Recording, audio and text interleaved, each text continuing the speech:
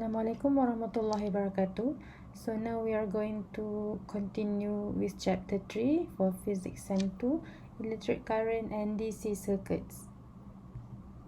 So in this chapter we are only learning the first four first. Okay, so we have 3.1, 0.2, 0.3 and 0.4. And this is the equations, 6 equations that we are going to learn in this first 4 subtopics. Okay, so without wasting any time, we are looking at the introduction video about 3.1 electrical conduction.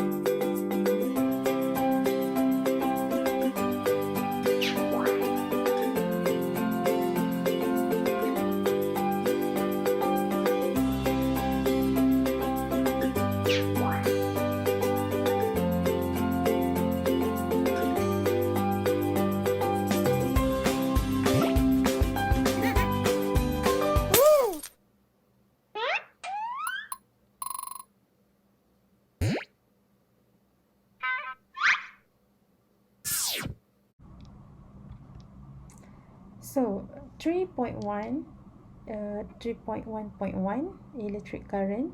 So electric current you have learned in school before. The unit is ampere or the symbol is A. So let's say we have a simple circuit. with battery and bulb and a wire in the circuit, the simplest closed circuit that we can have.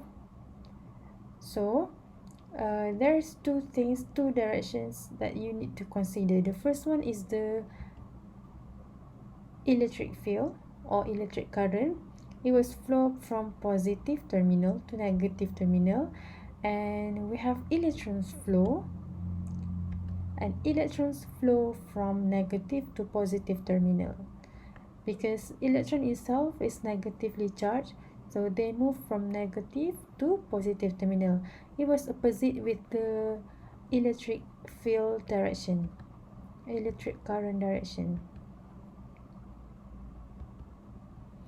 And the equations for current is I is equal to charge over time, and this is instantaneous current. For electrical conduction in metal, so in metal, the charge carrier is free electrons, and a lot of free electrons are available in it. So every metals we have free electron inside, and it moves freely and randomly, like in this figure. So this free electrons move at any direction randomly, and when we switch on the circuits or electric field is applied to the metal, these free electrons in this wire will experience electric force, and all the electrons inside the wire will drift with constant average velocity towards the opposite direction of the field, like this. Okay, so let's say our electric field move from left to right. This is our electron. Firstly, it moves randomly, but when we apply electric field, it will flow from negative to positive terminal.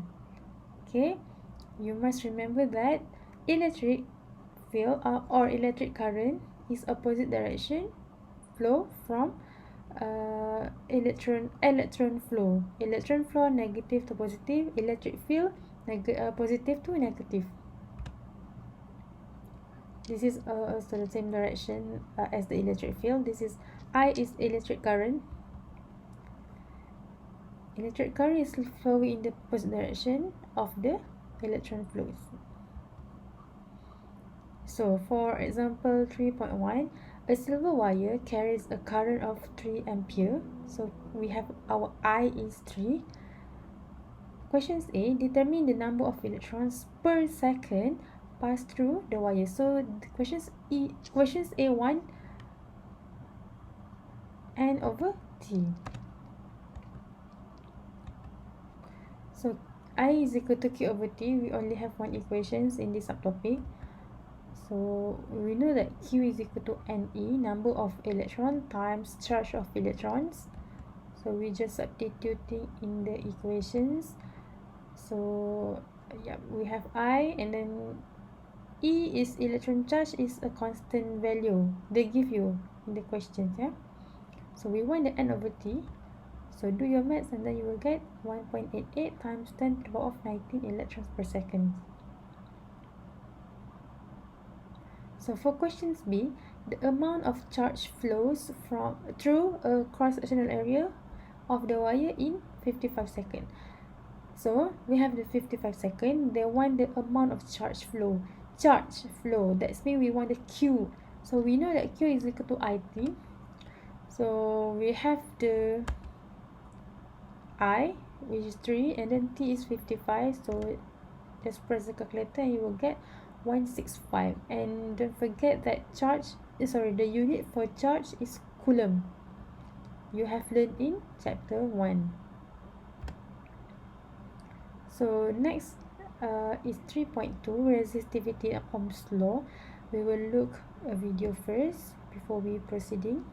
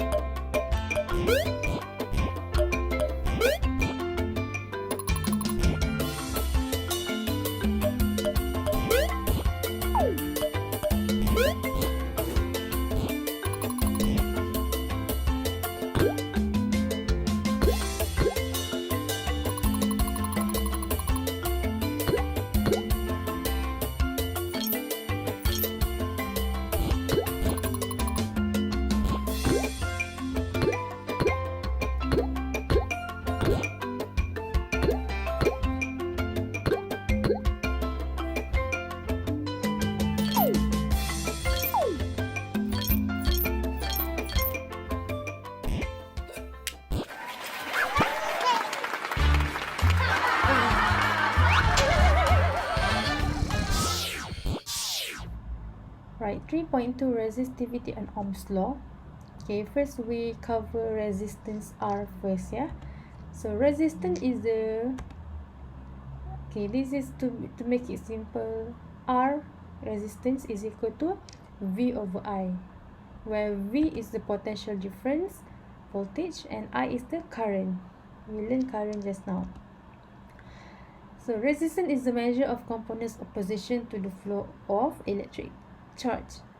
And it was scalar, and the unit is ohm. We all voltage over ampere. You have learned this in school.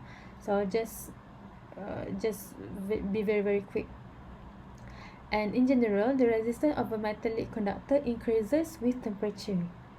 Okay, so if we have a simple circuit, when we let it be for a long time, the circuit, the wire or the bulb will produce heat. Okay, so when the temperature increase, the resistance of the metal wire will be increased as well. But if the temperature of the metallic conductor or wire is constant, hence its resistance also constant. Okay, just now we learned about resistance. Now it was different. It was resistivity. It's two different things. And the symbol is rho. Just now resistance is R and resistivity is rho this time. Okay, what is resistivity? So resistivity is R A over L. So R is resistance, A is cross-sectional area, and L is the length of the material. It was a scalar quantity.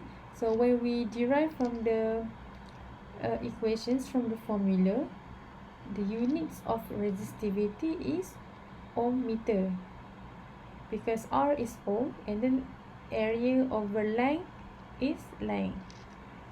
So you will get ohm meter. And resistivity is a measure of a material's ability to oppose the flow of an electric current.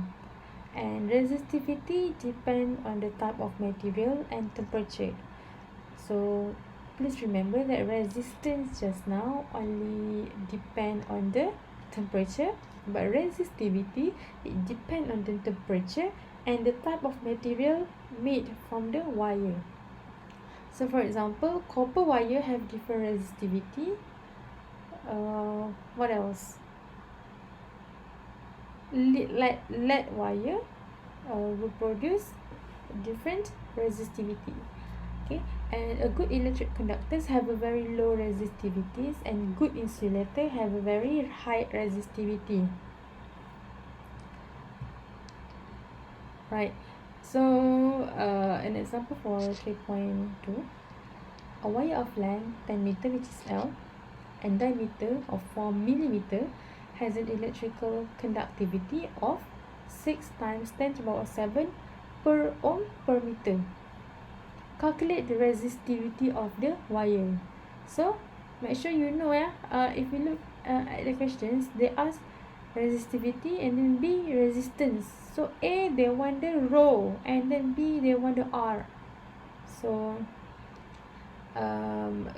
electrical conductivity, the formula is 1 over rho, because if we look at the unit here is the unit here, we know that resistivity is ohm meter, so the unit given is per ohm per meter.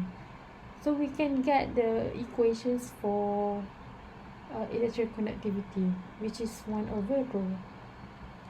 Okay, and then we get the what you call sigma, the sigma already, which is 6 times 10 to the power 7, and then we get the resistivity.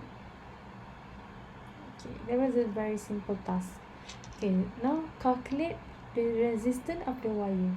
So we have the resistivity from A, so we just want to calculate the R. We arrange from the equation rho L over A. So we have the rho from A, and then L is 10, and then area is pi R square, but if we derive in the diameter term, you can get pi D square over 4, and then we rearrange and then we substitute. Okay, and the rho is 1.67 times 10 to the power 8, length is 10 meter, and then we have the diameter. If you want to find the radius from diameter, also can. You will get the same answer, right? So yeah, this is your answer. Next is Ohm's law. So Ohm's law state that our potential difference V is directly proportional to current. Okay, so V is equal to IR. Okay, so R is constant there. So V is potential difference, I is current, R is resistance. So we have V is equal to IR. So when we do experiment and we varies the value of V or I, so we get this graph, and then the graph will show that V is directly proportional to I, where the gradient of the graph is our R resistance. So you know how to get the gradient from the graph. Yeah, this is a very simple thing. Right, so a wire of length 50 meters, so that was L. A current 10 ampere, so that was I. The potential difference across both ends of the wire is 2.1, so that was V. Determine the electric field intensity. So we have learned V is equal to EL or V is equal to ED in chapter 1, electrostatic. So we just substitute all the values that we have, and then we get the E.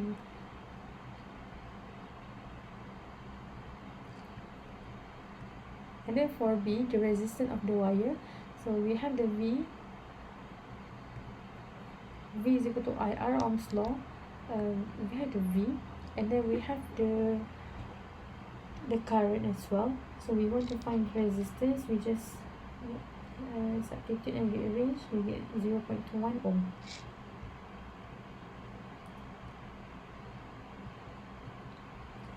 And then 3.3, the variation of resistance with temperature. Now we have two things that we need to consider. So the first one is metal. So when the metal increases, the number of free electrons per unit volume of metal remain unchanged. Metal atoms in the crystal lattice vibrate with greater amplitude and cause the number of collisions between the free electrons and metal atom increases. Hence, the resistance in the metal increases. I think I've told you before that the resistance only depends on the temperature.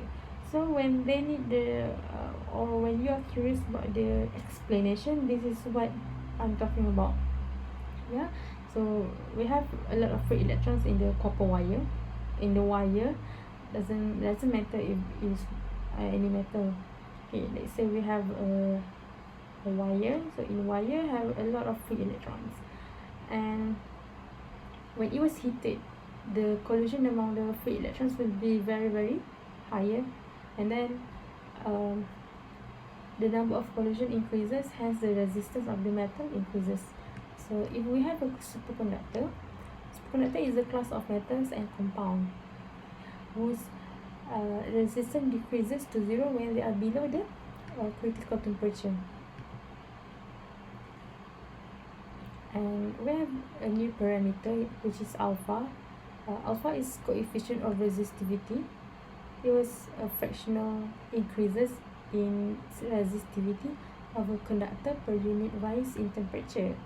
So mathematically, alpha is equal to delta rho over rho naught delta T,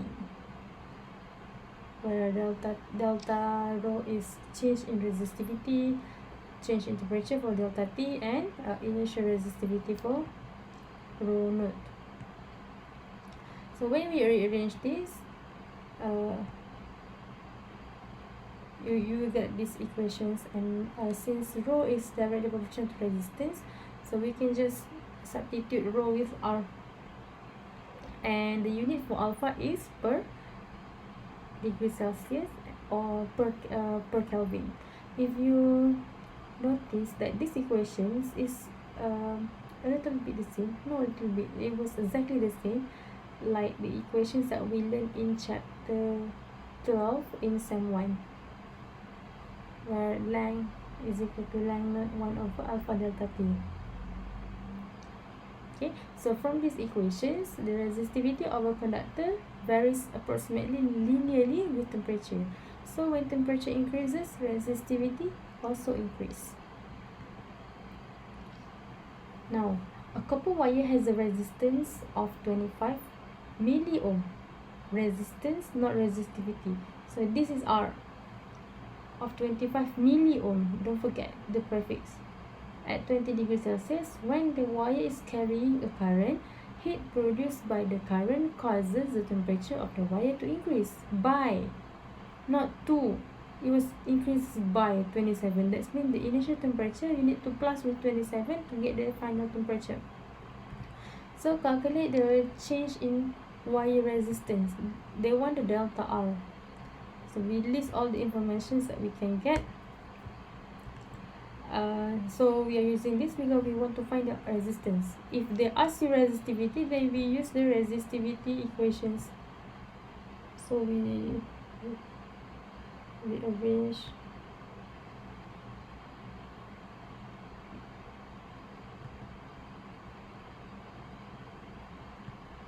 and then then when we have finished rearranged, we just substitute the value. So do your maths and then you get 4.6 times 10 to the power of negative 3 milli. Oh, sorry, 4.6 times 10 to the power of negative 3 ohms. I want to say milli ohm. Okay. So you get what I mean, yeah? Right. The last one, 3.4. Electromotive force, EMF, potential difference, and internal resistance. Okay. So EMF, what you call?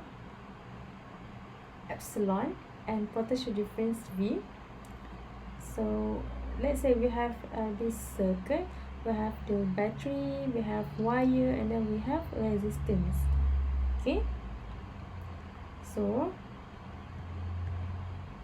right, what is EMF? Okay, is an EMF or electromotive force is defined as the energy provided by the source or battery to each unit charge that flows through the external and internal resistance. So in the battery, the original energy provided is called the EMF. Okay, right. Meanwhile, for terminal velocity or terminal potential difference is the work done in bringing a unit test charge from the negative to positive terminal of the battery through external resistance only. Right, so this is how the equations will be. So V is potential difference or voltage is equal to EMF minus current times internal resistance. Small r is the internal resistance, big R is the external resistance. So if we look again at our previous figure, so we have two types of R. So the big R for the external resistance, for small r is the internal resistance. Internal resistance is the resistance inside the battery, inside the cell. So they live together, the EMF and the internal resistance. So when we rearrange this, okay, we derive the V is equal to IR from Ohm's law. And then when we rearrange this, we get the final equations for the EMF in terms of R, capital R and small r. So the unit for both is volt. So if the battery for the battery without internal resistance, or if there's no current flow in the circuit, then V is directly equal to EMF.